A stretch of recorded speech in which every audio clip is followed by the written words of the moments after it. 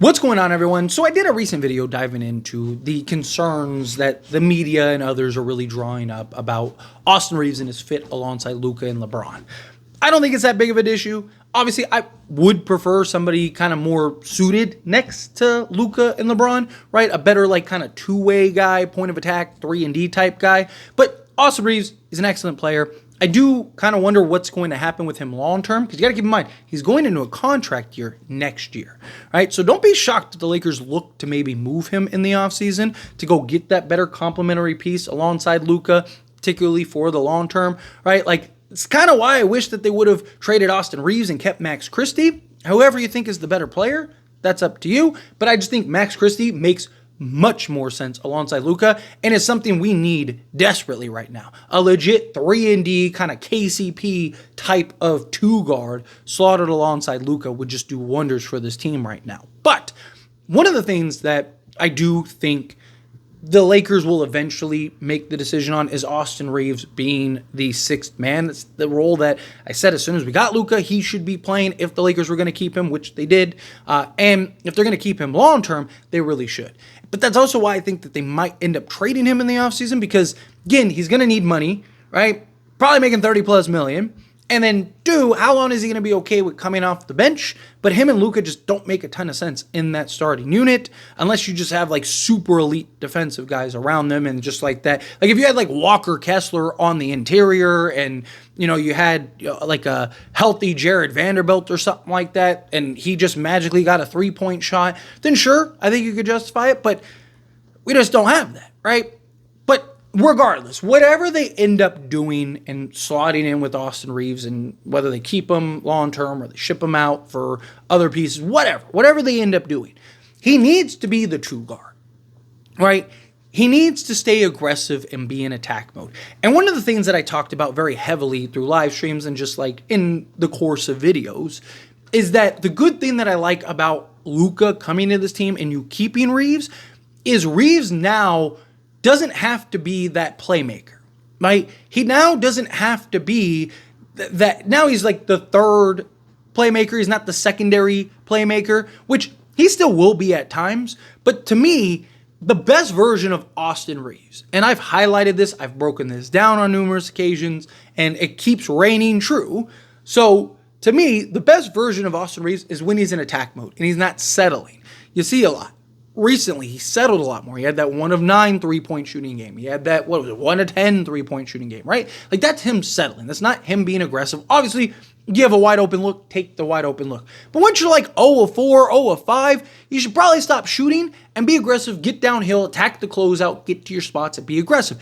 He's also better at making plays when he is aggressive and gets to play the two guard. Because you've seen these games, right? Where we'll have 30 points and he'll still have like 7 to 12 assists. Right? And it's just like when he has to be the primary playmaker, when he has the responsibility of getting others involved, you see he tries to balance it at times and it doesn't work. At times he's too passive because he's trying to get other guys involved, so he's not being his aggressive self. And then you see at times where he'll just get tunnel vision. And because he's like, okay, I made 7 passes, I got 6 assists, now I need to go and score. So then he starts getting tunnel vision. The best example is whenever Anthony Davis or LeBron are out of games, right? You see, because Austin Reaves knows, I have to be aggressive now. I have to go be a bucket getter because we don't have Anthony Davis. We don't have LeBron James, right? Well, now that you have Luka, I'd like Austin Reaves to have the green light. Like, hey, just go be aggressive. Because, again, he is better as a playmaker when he's aggressive because he's taking what the defense gives him, right? He's looking for his shot. He's getting in the team. He knows what he wants to do and he knows the purpose. And then as things start to develop, it's like Jackson Hayes is running. Oh, easy lob. Boom. Hammond. Right? Defense collapses. Okay, easy kick out. Vando cutter. Easy bounce pass. Boom. Right? Because the defense is collapsed. Easy bounce pass. Vando gathers, finishes. Right? You see he starts to take what the defense gives him. And then if they don't collapse and they just leave the defender on an island, he starts cooking. Right? Like, and he's getting to the foul line and he's being aggressive. And you see those games where he just looks brilliant.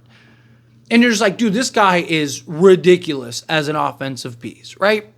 But he's always that, when he's not settling and when he's looking to get himself going. So my hope is that JJ and LeBron and Luka empower him. When you have the ball, go. Don't worry about anything else, right? You just you're the two guard. Be the two guard, right? You don't see very many two guards. Yes, you have like some, two guards that'll go get you 5 assists, 5 rebounds or whatever, but they're usually looking to score, right? It's in the course of the action that they're making their little plays. That's what I want Reeves to be. If you're going to be in the starting unit, even if you're coming off the bench, be aggressive. Be the scoring guard. Be the two guard. You be the shooting guard. Go be aggressive. Find your shots. It's why I really want JJ. Obviously, they still got to work on the stuff. There's going to be hiccups and learning curves. I've talked about this, right? But I really want to see JJ Redick play more LeBron and Reeves than Luka and Reeves, right? So my hope is whether you start Austin Reaves or bring him off the bench, right? You have units where it's just Reeves and he's being aggressive and he's cooking and doing his thing, or Austin Reaves and LeBron. Because LeBron's willing to let Reeves go be Reeves. LeBron's willing, and LeBron even said himself, Luka is the guy that's on the ball, then it's Reeves. I'll fit in. I'll figure it out. Don't worry about it. You two guys, go be you two. I want Reeves to be Reeves. I want Luka to be Luka. Don't worry about me. I'll figure it out, right? And that's the approach that I believe the Lakers should take, is that Luka, when he's in the game, yes, Reeves is going to have to play more off ball. Reeves is going to have to be more of a, the secondary third guy, whatever, right?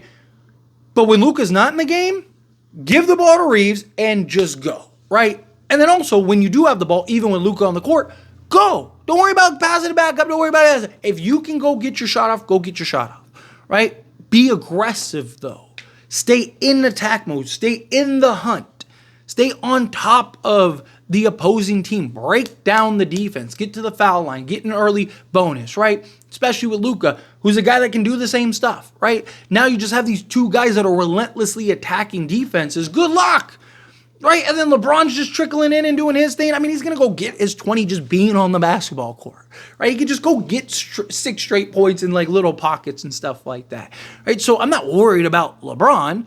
I'm worried about Luka and Austin Reaves, because again, Reeves is best with the ball in his hands, right? He's like a poor man Luka, right? Give him the ball, he can be the engine, he can just go get the offense going, he can make the plays, he can do those things, right? He can be an offensive engine in and of himself. Not to the scale or level that Luka can be, and not as consistent as Luka can be, but we've seen him go and give us 40 and still dish out 7 assists and grab 7 boards and do all this stuff, right? Like, he's a guy that we've seen be able to do that. Let him do that. Let him be that, right? Because now you're never going to stop the Lakers offensively. Because it's like, okay, you're going to have looks of like, okay, we're going to have to contain Reeves, Luka, and LeBron. And then Luka's going to go to the bench. We're still going to have to contain Reeves and LeBron. And then LeBron's going to go to the bench. You're still going to have to contain Reeves. And then you're going to have to contain Luka and Reeves. And then you have to contain Luka and LeBron. And if I'm opposing defenses, I'm like, dude, like, this is ridiculous, right? How do you game plan for that? But if they end up making Reeves essentially an off-ball shooter, he's not a good enough, consistent enough three-point shooter. He has games. He has moments where he's cooking, right? He has games and moments where, we've seen him be 7 of 9 or whatever from three-point range, right? But he's not consistent enough on a nightly basis and a good enough shooter regularly to be a, 4-3 a night guy, 4-5 a night guy, right? But he is consistent enough to where he can, when he's being aggressive in attack mode, he can generate his own offense, get to the foul line, do all those things, right? Like we've seen games, where people are like, how can you say he's not aggressive, right? He has, he had 12 free throw attempts, or, how do you think Austin Reaves had a bad game? He had 23 points. And it's like, yeah, but he only had 6 points off of actual buckets. It was him generating through the foul trouble, but that's still good. That still puts pressure on defense. That still makes him. So even when he's not cooking and he's not being like the top tier Reeves. If he's still being aggressive, you're still putting that pressure on the opposing team. And then he goes to the bench, and now Luka's applying that pressure. If they both go to the bench, LeBron's still applying that pressure. Right? Like, you're constantly keeping opposing teams on their toes, and they're not going to be able to deal with it. They're not going to be able to handle it. That's the version of Austin Reaves I want to see. I want aggressive, offensive-focused, two-guard Austin Reaves. I don't want the playmaking, hey, you get to run the show. No, I don't want that. Right? I want him to be two-guard Austin Reaves. Put the ball in his hands, let him go to work. Whether you have to bring him off the bench to do that, then fine, bring him off the bench to do that. Whether you got to play him in the starting unit, play him in the starting unit. Either way, the Lakers' best version is with Austin Reaves being aggressive. But anyway, as always, this is a discussion, and I pass a question on you. Let me know your thoughts and opinions down in the comments below. What do you think? If you have thoughts, do you agree with my points? Disagree with my points? Kind of mixed in the middle. Would you prefer Austin Reaves? Do you think, like, yes, let him be aggressive, let him do his thing? However you feel, whatever your thoughts are. Either way, I'd love to hear it. So let me know down in the comments below. That being said, if you haven't liked this video, hit that like button. Helps me a lot. Helps me enjoy these types of videos, and I truly appreciate it. Not subscribe channel, hit that subscribe button. Turn on the bell notifications. Appreciate y'all. See you in the next one. Thank you.